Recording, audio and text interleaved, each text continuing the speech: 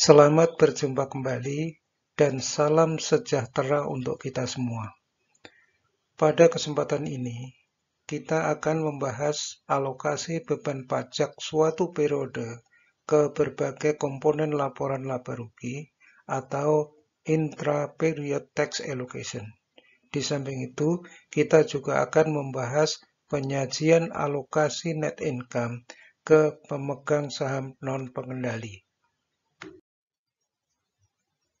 Seperti kita lihat pada ilustrasi yang sudah kita bicarakan, perusahaan melaporkan operasi yang dihentikan di laporan laba rugi dengan jumlah net of tax.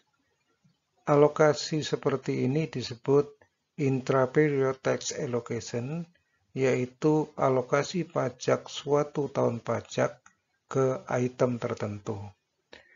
Alokasi ini membantu pengguna laporan keuangan mengetahui lebih baik tentang pengaruh pajak pada berbagai komponen net income. Misalnya, pengguna laporan akan mengetahui besarnya pajak atas laba dari operasi yang berlanjut. Hal ini akan membantu pembaca laporan keuangan untuk memprediksi jumlah, waktu, serta ketidakpastian dari arus kas di masa yang akan datang. Di samping itu, alokasi pajak ini juga menghalangi pembaca laporan keuangan menggunakan ukuran kinerja sebelum pajak ketika melakukan evaluasi atas hasil keuangan dan oleh karenanya mengakui bahwa pajak penghasilan merupakan suatu real cost. Sekarang kita bicarakan ilustrasi penyajian pajak atas laba dari operasi berlanjut dan operasi yang dihentikan. Misalkan PTA memperoleh income dari operasi yang berlanjut sebelum pajak penghasilan sebesar 250 juta rupiah. Di samping itu, perusahaan memperoleh laba sebesar 100 juta rupiah dari operasi yang dihentikan. Diasumsikan tarif pajak 30%. Berdasarkan data tersebut, disajikan laporan laba rugi sebagian sebagai berikut ini. Pertama kali, laba sebelum pajak disajikan sebesar 250 juta rupiah, dikurangi dengan pajak penghasilan sebesar 30% dikali 250 juta rupiah sama dengan 75 juta rupiah, sehingga menghasilkan laba dari operasi yang berlanjut setelah pajak sebesar 175 juta rupiah. Selanjutnya, laba dari operasi yang dihentikan disajikan sebesar 100 juta rupiah dikurangi pajak atas laba operasi yang dihentikan sebesar 30 juta rupiah. Sehingga hasil netonya adalah 70 juta rupiah. Net income yang dihasilkan adalah 245 juta rupiah.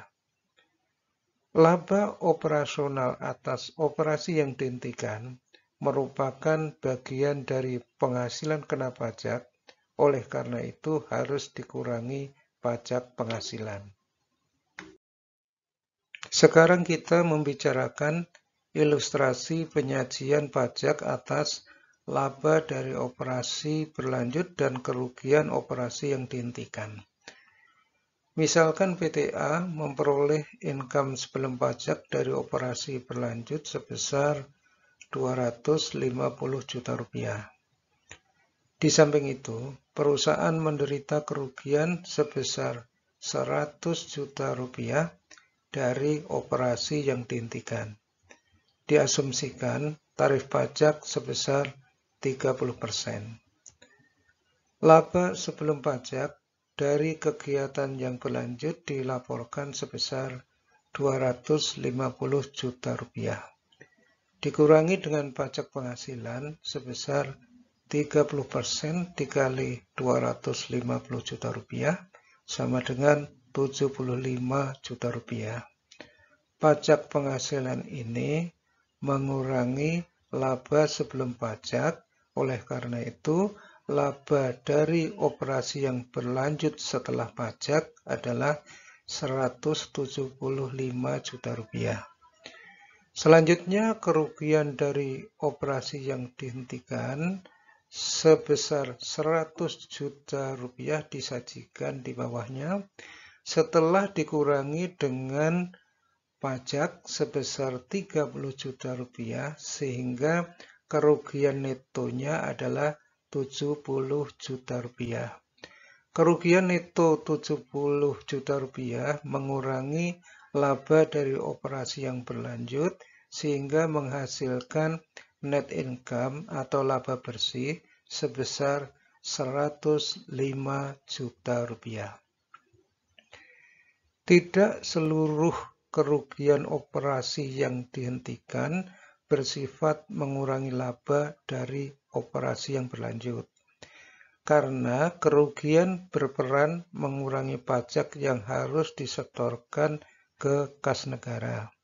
Oleh karena itu, kerugian dari operasi yang dihentikan dikurangi pajak, dan setelah itu kerugian neto dikurangkan ke laba dari operasi yang berlanjut untuk menghasilkan net income. Alokasi laba bersih ke pemegang saham non-pengendali. Misalkan PT Argo Mulia menyusun laporan laba rugi konsolidasian. International Financial Reporting Standard meminta net income dialokasikan ke kepentingan pengendali dan non-pengendali. Alokasi ini disajikan di bagian bawah dari income statement. Seperti tampak pada layar, laporan laba rugi ini tidak lengkap, hanya memperlihatkan income from operation dan dilanjutkan dengan interest expense.